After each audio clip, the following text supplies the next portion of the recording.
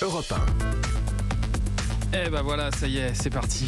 Le micro est allumé et on reçoit Jean-Luc Lemoine qui est là pour sa session de rattrapage. Bonne année, Jean-Luc. Bonne année, oui, bonne année à tous. Et alors, qu'est-ce que vous avez fait, Jean-Luc, pour le réveillon de la Saint-Sylvestre ? Pas grand-chose. Hein ? Pas grand-chose ? Non, c'était plutôt calme. Je devais faire une soirée avec Julien Pichenet. Donc je l'ai appelé le 26 pour lui dire Julien, je suis trop content de passer la soirée du 31 avec toi. En plus, comme ça, à minuit, on pourra commencer ensemble le Dry January. J'ai plus jamais eu de nouvelles. J'ai dû dire un truc qui l'a blessé. C'est quoi ça? C'est pas boire, pas manger pendant un mois? Pas boire. Enfin, d'alcool. Oui. Tu peux boire de l'eau. Oui, C'est un effort suffisant. Voilà.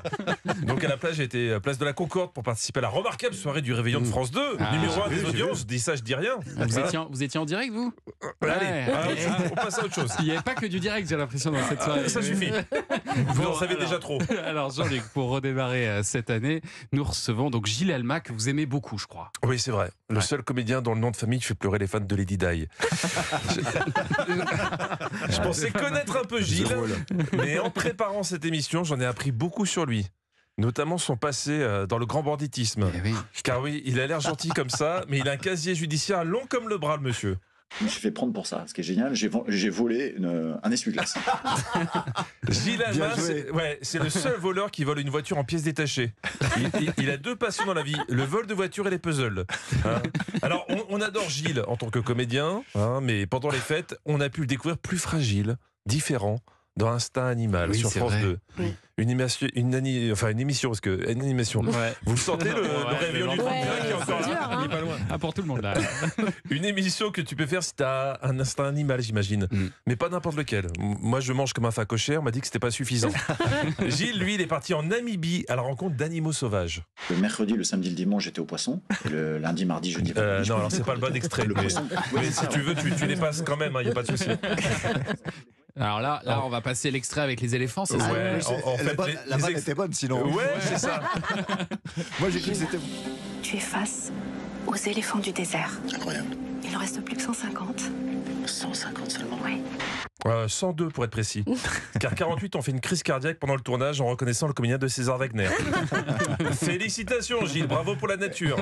Mais les images sont belles, c'est ce qui compte. Ah oui. Alors vous étiez avec Diego Buñuel et la naturaliste Perrine Crozemary. Alors c'est sympa une naturaliste, mais le problème c'est qu'elle s'enthousiasme pour tout.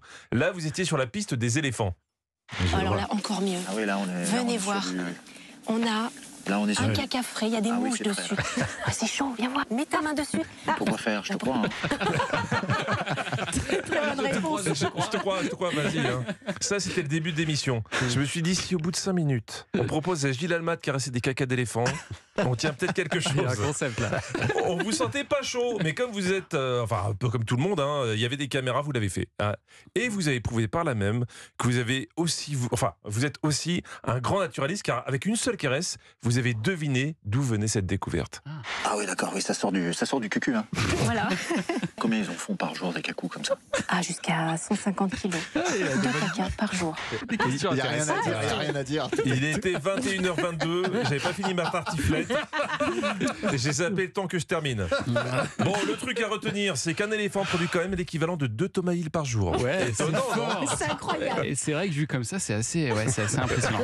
Merci pour cette info essentielle. Mais alors, je crois que vous avez aussi regardé le nouveau programme d'M6. Je ne sais pas si vous l'avez vu, ça, Gilles Alma, Destination X. Le réalisateur qui tournait Instinct Animal était réalisateur aussi sur Instinct X. Énorme, exactement. Alors, je vous rappelle le concept. 10 candidats sont enfermés dans un bus, coincés dans les embouteillages et mettent des heures à faire 200 mètres.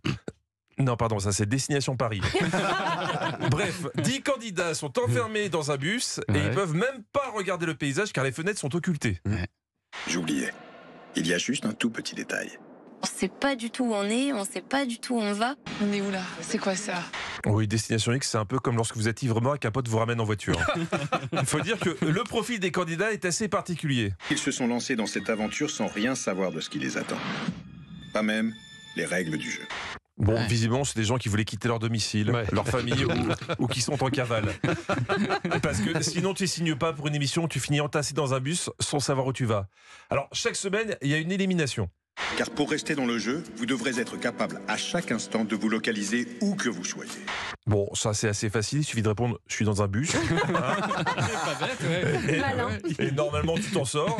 Alors l'émission est animée par Philippe Bass. Et ça c'est un des gros plus du programme. Car quand il arrive sur le tarmac de l'aéroport du Castellet en costume, au guidon d'une grosse moto façon Tom Cruise dans Top Gun, les candidats sont tout de suite amoureux.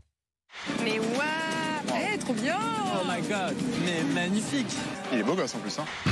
Ouais, la dernière fois qu'on avait vu un homme faire autant d'effets en arrivant, c'est quand Gilles Alma s'est pointé devant les éléphants du désert.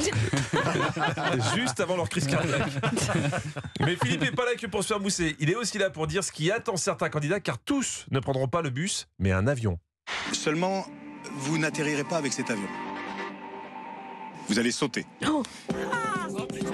La chance. En parachute, je vous rassure. Alors c'est dommage qu'il ait précisé parce qu'ils avaient l'air partants pour sauter sans rien. Oui, c'est vrai. Oh la chance. La chance. Et franchement, un jeu qui s'appelle Destination X, si ça avait pu être un jeu où la production trace des grandes croix sur le sol et le but c'est de jeter des candidats d'un avion pour qu'ils s'écrasent, celui qui s'approche le plus a gagné, est-ce qu'on n'aurait pas envie de regarder, hein? Mais non, c'est plus technique.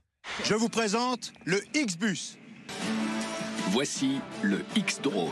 Équipés de leur X-Mask, ils vont bientôt tenter de répondre à la grande question que vous vous posez tous. Où sont-ils? Oui, tout est X dans l'émission. Ils ont un X-Bus, des X-Drones, des X-Masques, des X-Couchettes pour dormir, des X-Toilettes dans lesquelles ils vont aller X fois par jour. Et pour se détendre, ils peuvent même regarder des films. Non, des films ou des séries, tout simplement. Oui, bien sûr. Vous pensez vraiment qu'à ça. Allez, à demain. Merci beaucoup, Jean-Luc Lemoyne. Vous aviez un petit rappel, c'est ça C'est l'heure d'appeler ma grand-mère, normalement. C'est l'heure d'appeler, voilà, il y a une petite sonnerie dans le studio. Décidément, tout fonctionne bien aujourd'hui. C'est vraiment un festival. C'est le 2 janvier. C'est le 2 janvier, ça se sent. Hein. Gilles Alma, vous allez pouvoir l'appeler puisqu'on se retrouve dans un instant sur Europe 1, la suite de Culture Média. On va parler de César Wagner avec des épisodes inédits ce vendredi et le 12 janvier. Ce vendredi, ça se passe pendant un mariage. Vous allez tout nous raconter dans un instant sur Europe 1. À tout de suite. Culture Média. 9h, 11h sur Europe 1.